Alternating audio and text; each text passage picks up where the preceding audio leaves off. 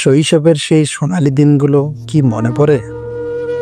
যখন জীবনের সবচেয়ে বড় চিন্তা ছিল শুধুই সন্ধ্যার আগে বাড়ি ফেরা।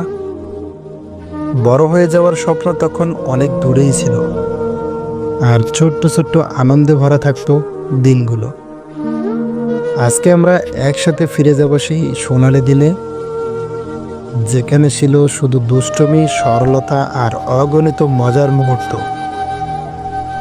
এই ভিডিওতে আমরা চেষ্টা করেছি শৈশবের হারিয়ে যাওয়ার স্মৃতিগুলোকে জীবন্ত করতে, যা আপনাকে অতীতের স্মৃতিকে বাস্তবে রূপান্তর করে তুলবে। আমার শৈশব বেশিরভাগ সময় কেটেছে গ্রামের মেঠোপথে। দুপুরবেলা পেছনের আম গাছে উঠতাম। বন্ধুদের সাথে একবার গাছে উঠতে গিয়ে পা ফসকে নিচে পড়ে গেলাম, আর বন্ধুরা এমনভাবে আসছিল যেন কোনো সিনেমার মজার দৃশ্য। তবে মজার ব্যাপার হলো, বিপদে পড়লে সেই বন্ধুরাই সবার আগে ছুটে আসতো, যেন আমার বিপদ তাদেরও।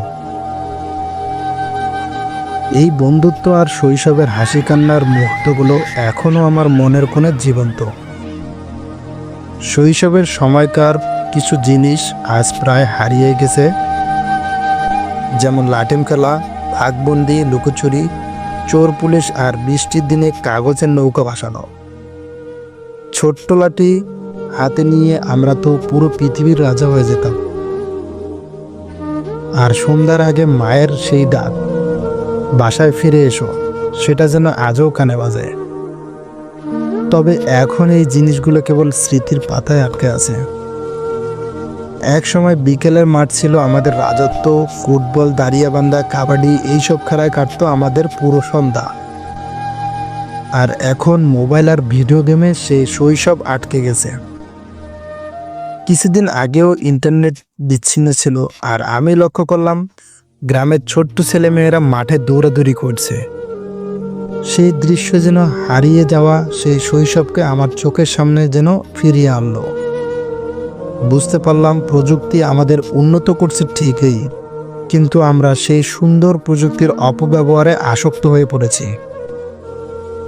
শৈশবের সরলতাকে কি আমরা আর ফিরিয়ে আনতে পারবো? জানেন কি, শৈশবের অনেক খেলার বৈজ্ঞানিক ভিত্তি ছিল। লাটিম খেলা আমাদের হাতে সমন্বয়ের ভারসাম্য শেখাতো। কাবাডি খেলায় শ্বাস ধরে রাখার কৌশল রপ্ত হতো।